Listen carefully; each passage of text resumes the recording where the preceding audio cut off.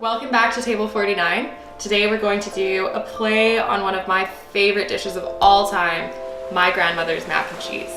Ingredients listed below.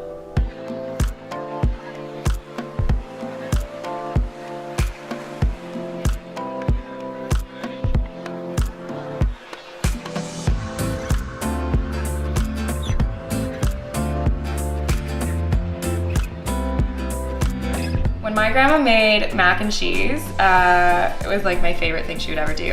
Hers was so simple. She would use like squares of margarine. You can still get them today in like those big bulk. So cheap. And like milk, flour, and then marble cheese. That was it. Some salt. I'm gonna amp that up a bit because grandma didn't live to see how bougie I got. So let's do that. We've got a lot of cheeses here. We've got some mozzarella, some full fat cream cheese, some nice soft brie. Oh, can I do that? Like that. Boursin. And then these little buddies, Parmesan rinds. I always get the rinds for when I'm doing something like pasta. That's Eddie, you'll see him later. Okay, I always get the rinds of the Parmesan cheese when I'm doing something that involves a lot of other cheeses because you don't really need that gooiness, you just want that flavor. And when you get closer to the rind, you get more crystals and salt. So the flavor is at its best. So if you're ever buying Parmesan and you want the gooiness of it, but you still want that flavor, get the corner sections that have the most rind on the outside. Does that make sense? Definitely. Okay, that was the whole time just said right there. Okay, 10 minutes later. Okay, what else? Butter, sour cream. And I'm using cream for my milk because let's live. And elbow. Okay, let's do this thing. Don't really have to do too much, do we?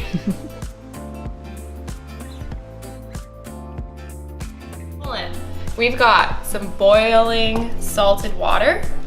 We've got our elbow macaroni. I like macaroni because the hole here collects all the sauce. That's what she said.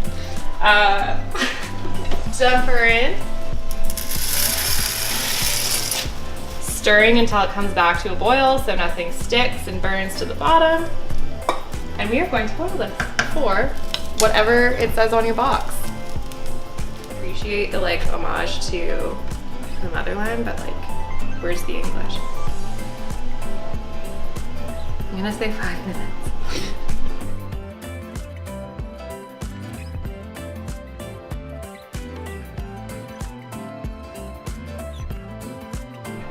Okay, so I've tried the pasta. The best way to test pasta, grab a little one, don't burn yourself, taste it. If it tastes done, might be done. Let's drain it. We've got butter, salted butter. If you want your food, I've said this before, to taste like it comes from a restaurant, add more salt. Sorry to your cholesterol, is that what salt affects? I think so.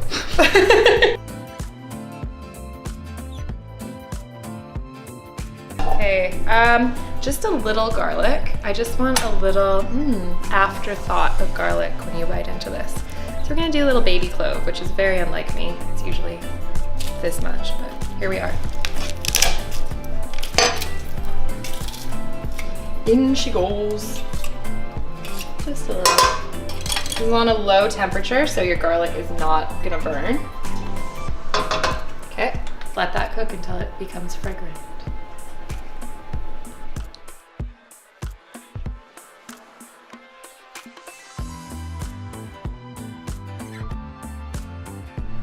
For herbs for this, I'm just gonna do a parsley because it's nice and gentle. It's not gonna be too overpowering because we wanna taste that cheese and salt and carbohydrates. So let's add this to the garlic until it becomes fragrant as well.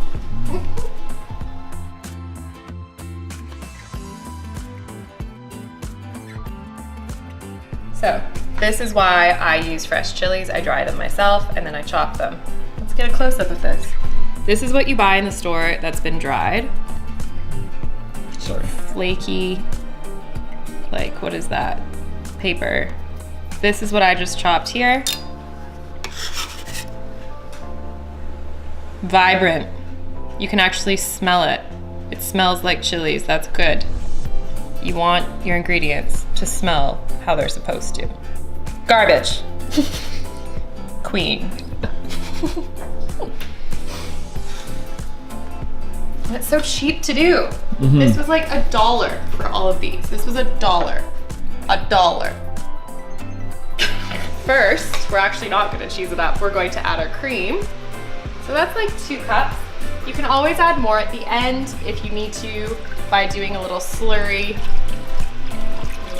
You're gonna bring that to a boil. So up that heat. Look at this, it was...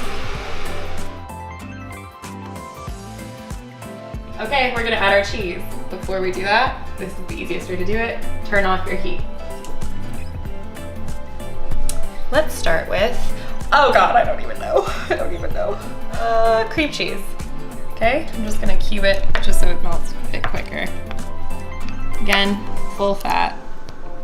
That way we're not having any weird moisture develop. Oh, what's that for? Let's do also at the same time our Boursin. The crack cocaine of cheese. Shit's so good. So good. Shit's Not crack cocaine, Boursin. Just to clarify. I don't know if it's necessary to take off the rind, but let's do it. You can eat the rind, it's just, do you want a weird, I don't know. Yeah, you do.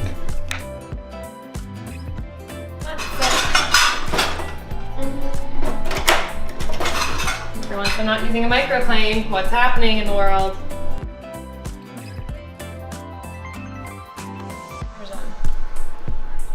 Okay, we're gonna get to the actual rind of this matter. This is just for extra flavor, so you don't have to worry. But look how beautifully crystallized. Oh, you can't see that. That's like, yeah.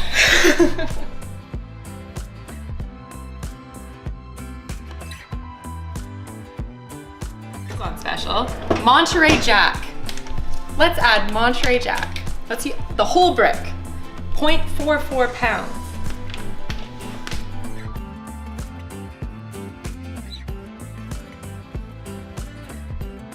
Okay, so now we're just gonna add a bit of sour cream for a little, So we got some flour. We're gonna take a bit of the hot liquid. Look how cheesy. You can never add, I don't know why, my grandma taught me this as well. Sour cream directly or it will curdle. So you wanna make a little slurry, which is what this is. Just do a little sour cream.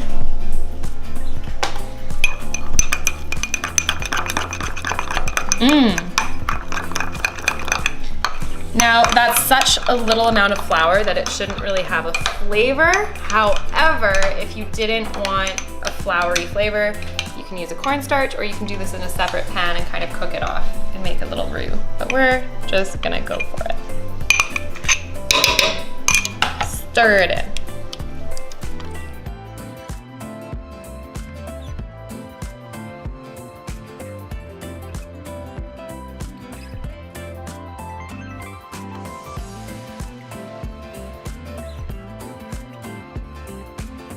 Okay, we haven't added any salt and pepper until this point because cheese is salty, especially that Parmesan we were putting in.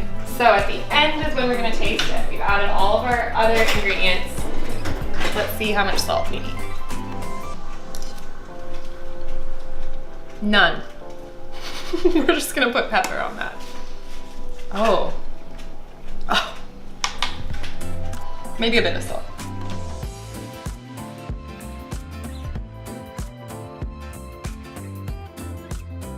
You can freeze your mac and cheese. Let it cool in little containers, freeze it, and then you're ready to heat it up. We're gonna bake it in a little cast iron pan with more cheese because that's who we are, cheese.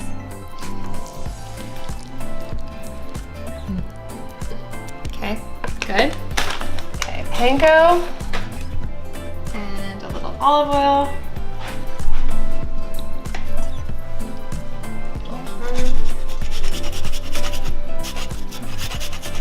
I am messy today, I feel it. Give it a little stir.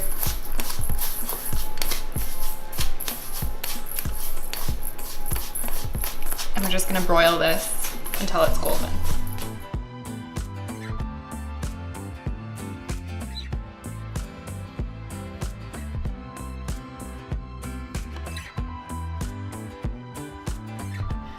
I'm just putting that crispy prosciutto on the top. I don't like putting bacon or prosciutto inside because it gets soggy and it overtakes the flavor. I like it to just be a whisper. We're not doing a bacon with mac and cheese. We're doing a mac and cheese with some nice bacon. Let's do a little parsley. It looks really nice when it's like fully leaved, but you don't want to have a big chunk of parsley either, so we'll cut it up.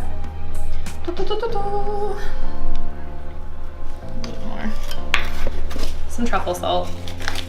I can't live without the truffle salt.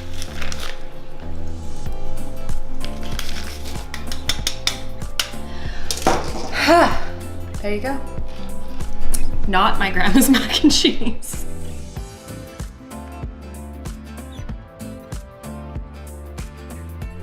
Oh, that sound. Sorry.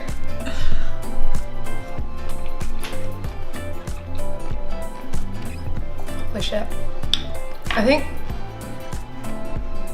if you're ever feeling down, if you ever need a hug, if you feel like you need extra love, this is what you need. But you don't need any of that shit. You just need cheese. This, preferably. Oh my god. Happy cooking.